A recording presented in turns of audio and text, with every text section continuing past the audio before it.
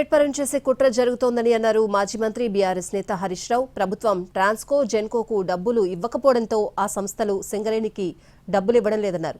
సింగరేణి డబ్బులను CM Revanth football సోకుల కోసం వాడుకున్నారని తప్పుపట్టారు.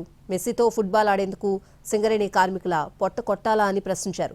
BRS ప్రభుత్వం అధికారంలోకి వచ్చాక దీనిపై ఎంక్వైరీ చేస్తామన్నారు హరీష్ రావు. ప్రభుత్వం నుంచి చెల్లించాల్సిన డబ్బులు ఒక్క రూపాయి అటు ట్రాన్స్కోకు ఇటు జెన్కోకి ఇస్తలేదు. ట్రాన్స్కో జెన్కో అటు సింగరేణికి ఇస్తలేదు. లాస్ట్కి ఇవాళ సింగరేణి కార్మికులకు జీతాలు కూడా పడని పరిస్థితి వచ్చింది. నవరత్నాల్లో ఒకటైనటువంటి ఇవాళ క్యాష్ రిచ్ కంపెనీ అయినటువంటి సింగరేణిని ఇవాళ ప్రైవేట్ పరం చేసే కుట్ర ఇవాళ రేవంత్ రెడ్డి కాంగ్రెస్ ప్రభుత్వం చేస్తా ఉంది. ఇవాళ రేవంత్ రెడ్డి గారు సింగరేణి పైసలు తీసుకుపోయి ఫుట్బాల్ ఆడుతున్నాడు. నీ అయ్య సొత్తాన్ని తీసుకుపోయినావా? నీ ఫుట్బాల్ షోకుల కోసం నువ్వు ఫోటోలు దిగడం కోసం సింగరేణి 10 కోట్ల రూపాయలు ఏ రకంగా తీసుకుంటావు? ఓడీలు తెచ్చుకొని సింగరేణి సంస్థ ఆగమైతుంటే నీ ఫుట్బాల్ షోకుల కోసం 10 కోట్ల రూపాయల సింగరేణి డబ్బును నువ్వు ఏ రకంగా వాడతావు? సింగరేణి కార్మికుల కడుపు కొట్టాలన్నా నువ్వు రాష్ట్ర ప్రభుత్వంలోనే 5 కోట్ల తీసుకుపోయి స్టేడియం కట్టుకుంటావు. ఇదేనా ప్రజాప్రభుత్వం?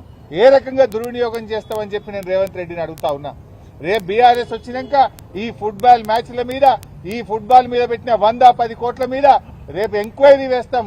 దీని మీద విచారణ జరిపి ఒక్కడొక్కని బొక్కల నూపుతామని చెప్పి నేను చెప్తా ఉన్నా. ప్రభుత్వం